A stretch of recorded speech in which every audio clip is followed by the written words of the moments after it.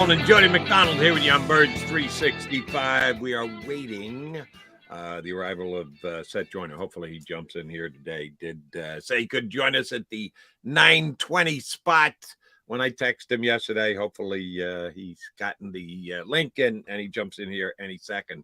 But before we get Seth on, let me ask you about Seth's old position. Because the Eagles have made one addition at linebacker. A little bit of an undersized guy coming in from the Chicago Bears, Nick Morrow, and they haven't done anything else. They lost both Kaiser White and Edwards this offseason, so they're down two. They've added one who may or may not seem to be a fit for the way the Eagles usually play or played last year under Jonathan Gannon, and we're thinking similarities with Sean Desai this upcoming year.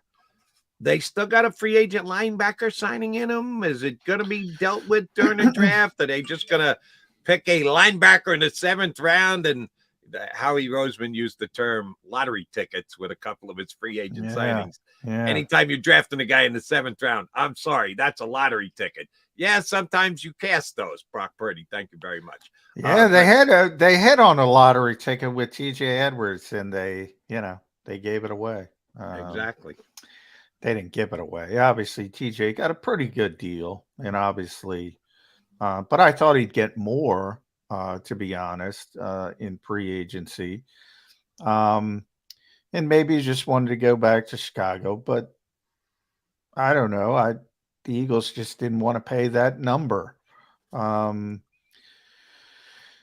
don't know what to say at linebacker anymore, so it would be good if Seth pops in. I assume he's in Arizona, so mountain time out there, but no, as a matter of fact, in Arizona now, they don't.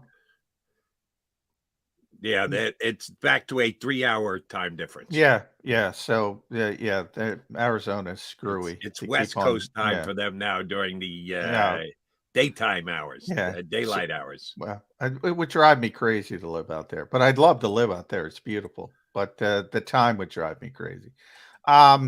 But getting back to the all-important linebacker position, look, how do you go into a season? This is what I'm talking about with expectations, Jody. I mean, you love Nakobe Dean more than me, but I like Nakobe Dean a lot. I think he's got tremendous instincts. I'm a little bit concerned about, his size and all that kind of stuff. But I think he's a really natural football player, and I'm okay with that. I thought, if you can get one of the two back and TJ or Kaiser and put Nakobe next to him, I would have been fine with that. But the fact that you got to replace both of them, and Nick Morrow right now is the guy we pencil in as a starter. Is Christian Ellis? Is he more than a special teamer? Maybe. He played really well on special teams. He showed a lot of athleticism.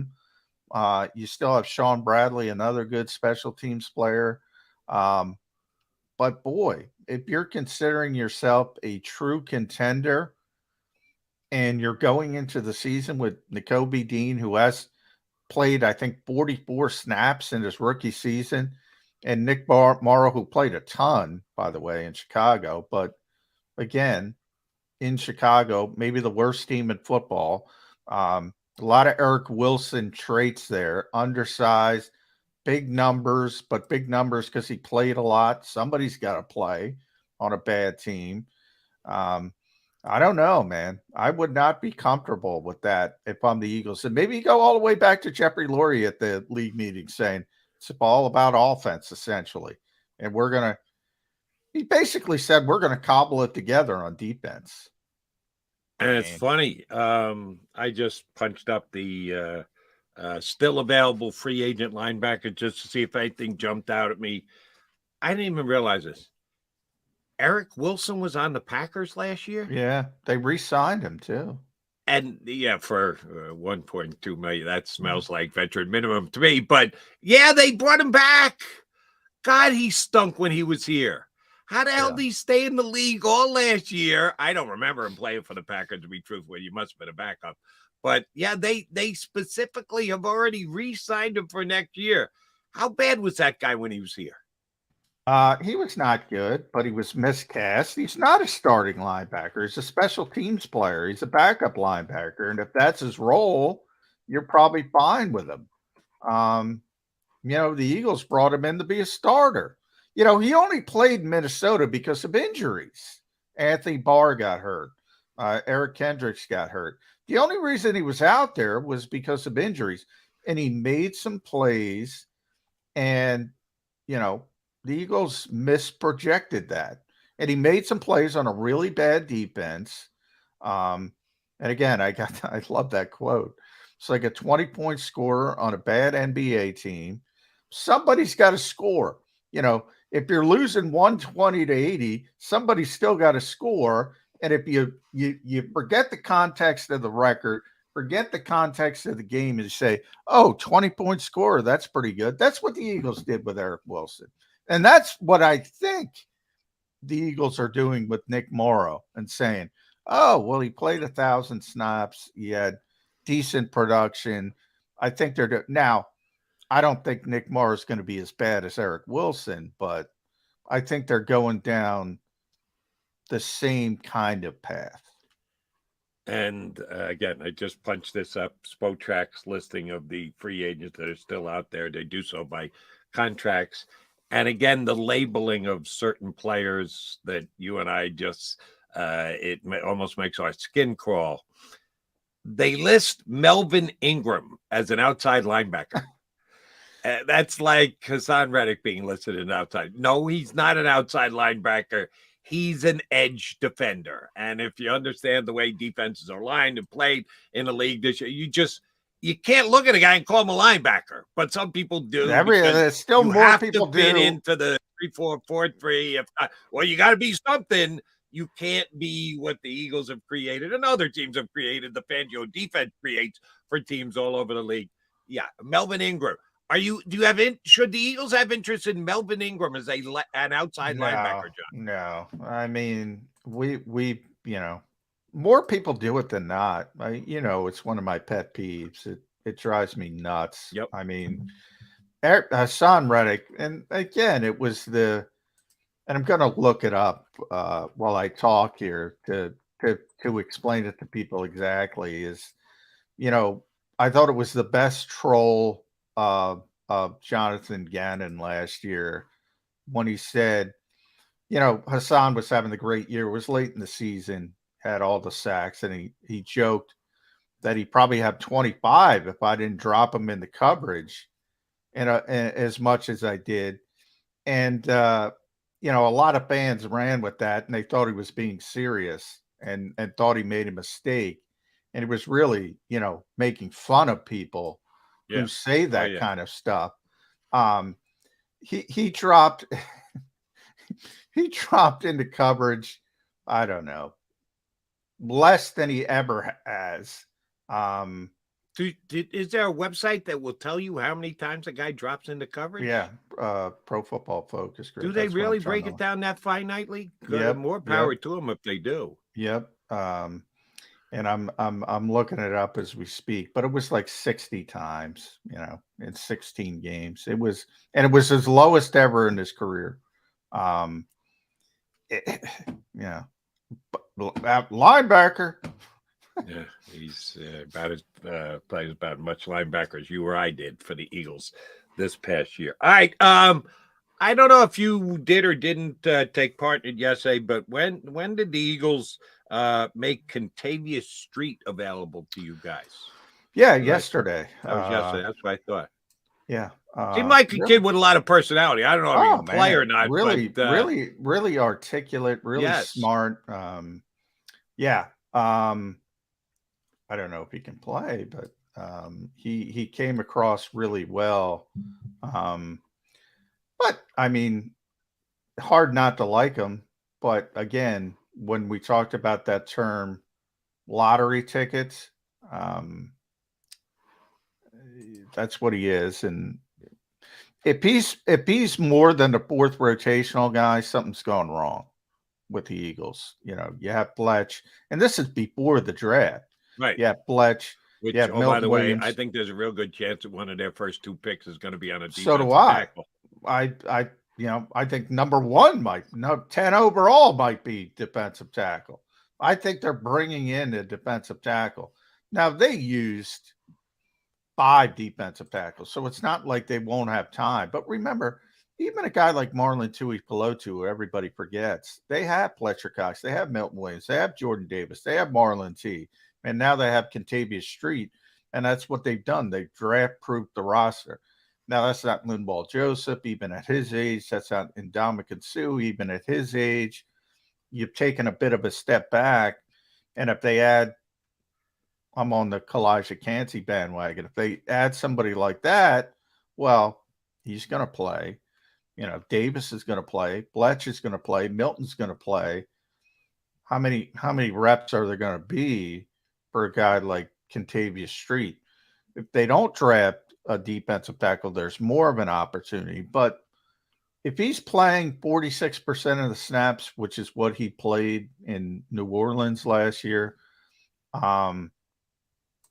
that's not good. That's not good.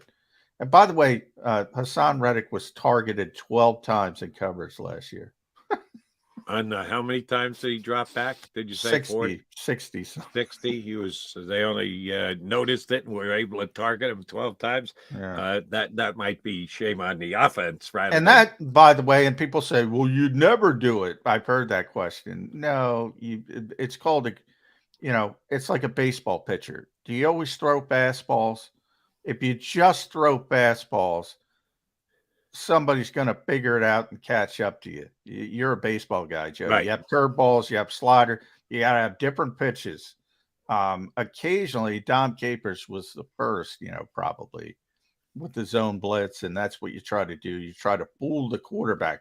Nobody's putting Hassan Reddick in coverage to put him in coverage. You're trying to do something else, and you're trying to disguise and fool the quarterback. Disguise is a good thing, unless it's 3rd and 30 against the Cowboys, and then they tried to disguise, and they kind of got caught on that one. That was an ill-fated Well, it would help.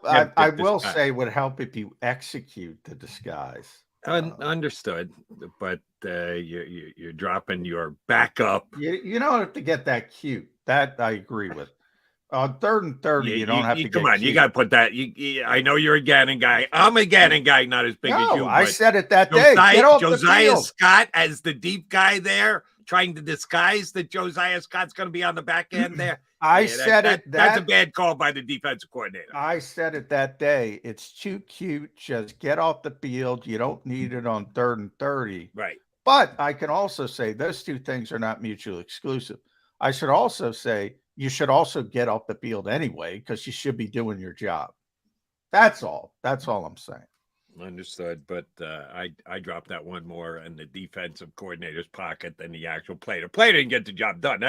You could do that every single and just take the defensive coordinator out of it and just say, well, the players play. It's all decided by the players, good, bad, indifferent. The players are the ones who have to actually get it done out there on the field. Then you'd never give the defensive coordinator any credit. You wouldn't give him any blame, but you wouldn't give him any credit either.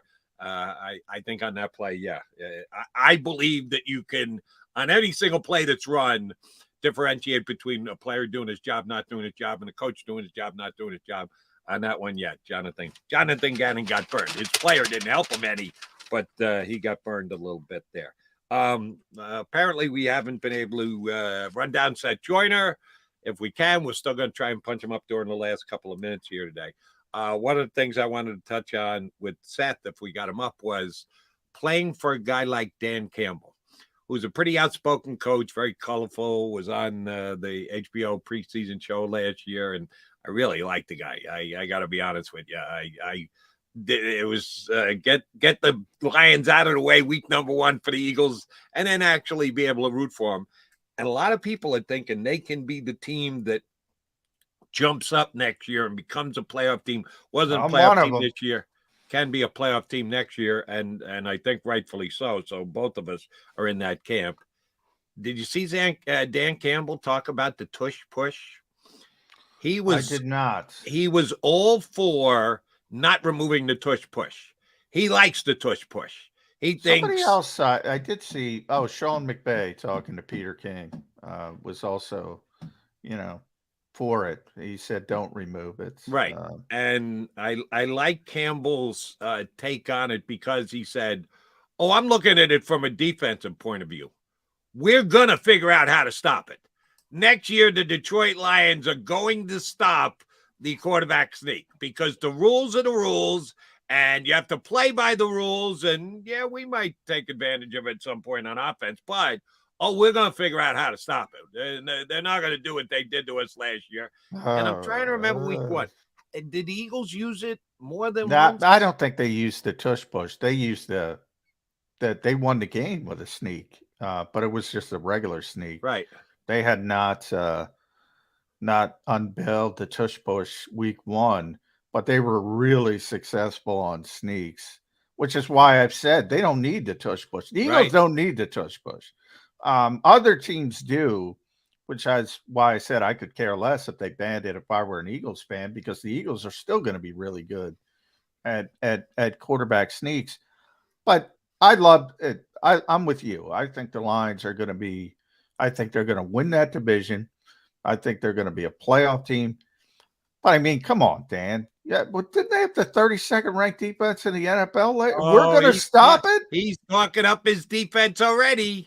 They're going to have that schemed out. They're going to figure out a way how to stop teams from doing that next year. Worry about not giving up 300 yards passing every week. Don't worry about the tush push. Well, That's they're going to be problems. improved in that because they've got it. I think you probably heard about it. They added that Chauncey Gardner-Johnson guy. So I absolutely believe they're going to be better on the back end of that defense. Well, they might give up 300 but get an extra interception with Chauncey. But they did add Cam Sutton as well. On paper, they've improved, and Minnesota and Green Bay are going the wrong way. So, and Chicago's not ready yet. So you got to pick somebody. I'm picking Detroit. Speaking of coaches in that division, speaking out this week, the Green Bay Packer coach already laying the groundwork for lowering the expectations of the Green Bay Packers. That, if and when we do trade that Aaron Rodgers guy, Jordan Love, we like him a lot, but he can't be expected to come in and just win immediately. Oh, really? You think Packer fans are going to be acceptable with that? All right, we traded Aaron Rodgers. We got to take 2 steps backwards to take 4 steps forward. You think they're going to be cutting Jordan Love? Oh, hell no. How many times have I said, this is how long I've been saying the Packers are the most spoiled fan base in the NFL. I started saying it, and you probably heard me say this on this show. They've had Hall of Fame quarterback play uninterrupted for a quarter century. Yeah. I started saying that after 25 years. Well, guess what, Jody? It was 32 years. I've been saying it for 7 years.